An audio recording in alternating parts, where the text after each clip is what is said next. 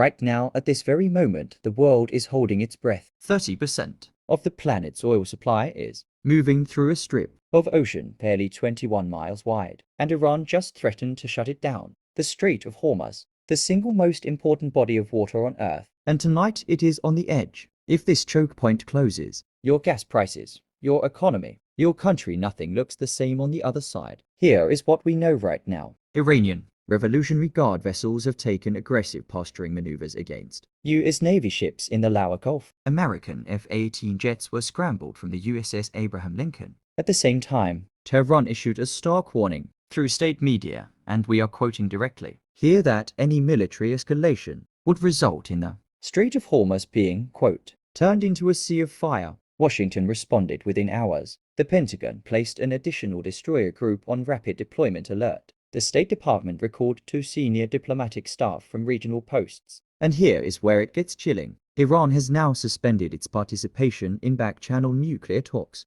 The diplomatic of ramp just vanished. Let's be very clear about what we are talking about here. The Strait of Hormuz is not just a body of water. It is the jugular vein of the global economy. Every single day, approximately 17 to 21 million barrels of oil pass through this channel. That is roughly 1/5 of global oil consumption gone if this closes. Saudi Arabia's oil, gone. Ways oil, gone. Qatar's LNG exports powering half of Europe, gone. The last time Iran seriously threatened this strait, back in 2012, oil spiked 10% in 48 hours. We are in a far more volatile world now. There is no backup route. There is no instant alternative. There is only the strait. Inside Tehran, the tone is defiant. Iran's supreme leader has publicly stated the country will not bow to what he calls American piracy on the high seas. The IRGC, Iran's elite Revolutionary Guard, has a doctrine for this. It is called the swarm strategy. Hundreds of small, fast attack boats overwhelming a naval group before a response can be coordinated. Visual,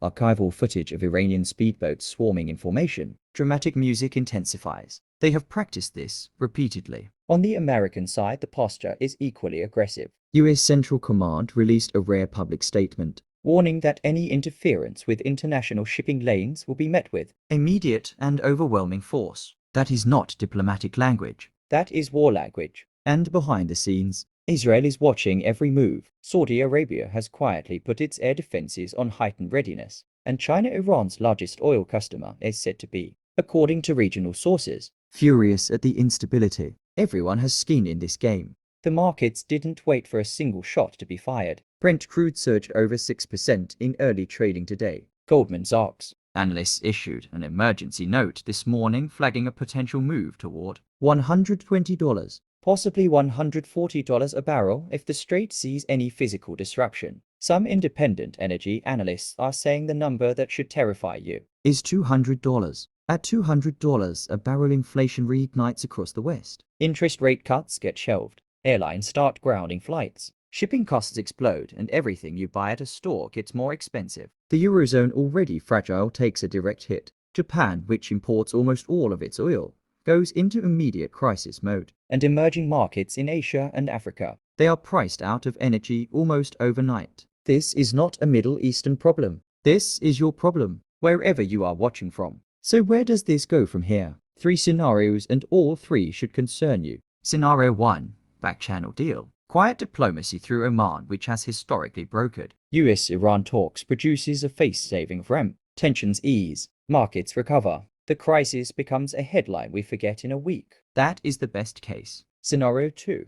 Accidental escalation. A miscalculation at sea. A warning shot misread. A drone downed by the wrong hand. History is full of wars that nobody planned to start. This scenario is more likely than anyone in Washington or Tehran wants to admit. Scenario 3.